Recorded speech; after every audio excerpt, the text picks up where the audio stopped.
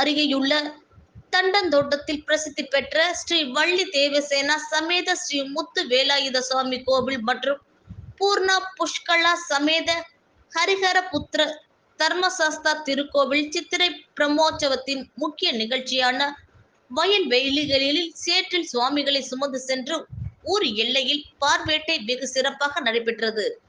இதில் 15க்கும் மேற்பட்ட கிராமங்களைச் சேர்ந்த நூற்றுக்கணக்கான பக்தர்கள் கலந்து கொண்டு சுவாமி தரிசனம். கும்பகோணம் அருகே தண்டந்தோட்டம் கிராமத்தில் சோழர் காலத்தில் பிரதிஷ்டை செய்யப்பெற்ற பழம்பெருமை வாய்ந்த ஸ்ரீ வள்ளி தேவசேனா சமேத ஸ்ரீ முத்து வேலாயுத சுவாமி கோவில் மற்றும் பூர்ணா புஷ்கலா சமேத ஹரிஹர புத்திர தர்மசாஸ்தா திருக்கோவிலில் அமைந்துள்ளது. இங்கு ஆண்டுதோறும் சித்திரை பிரம்மோற்சவ திருவிழா 11 நாட்களுக்கு சிறப்பாக நடைபெறுவது வழக்கம்.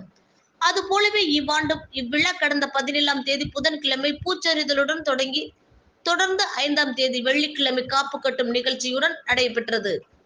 விழாவின் முக்கிய நிகழ்ச்சியாக 9ஆம் நாளான இன்று 25ஆம் தேதி வியாழக்கிழமை முக்கிய நிகழ்ச்சியான பார்வேட்டை ஊர் எல்லையில் ஆயிரக்கணக்கான கிராம மக்கள் முன்னிலையில் சிறப்பாக நடைபெற்றது.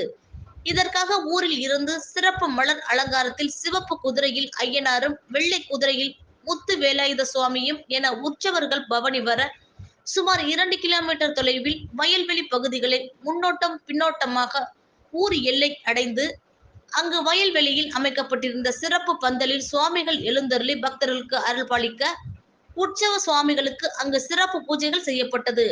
ஆண்டிற்கு ஒரு முறை காணும் இவ் சித்திர கோவில் திருவிழாவை காண துக்காட்சி, குமாரமங்கலம், திருப்பந்துறை, நாச்சியார் கோவில், திருநறையூர், செம்பியவரம்பல், வில்லியவரம்பல், முருகக்குடி, புத்தரங்கம், திருமாந்துறை, ஐயாவாடி உள்ளிட்ட 15க்கும் மேற்பட்ட கிராமங்களைச் சார்ந்த நூற்றுக்கணக்கான பக்தர்கள் திரண்டு நின்று சுவாமி தரிசனம் செய்தனர்.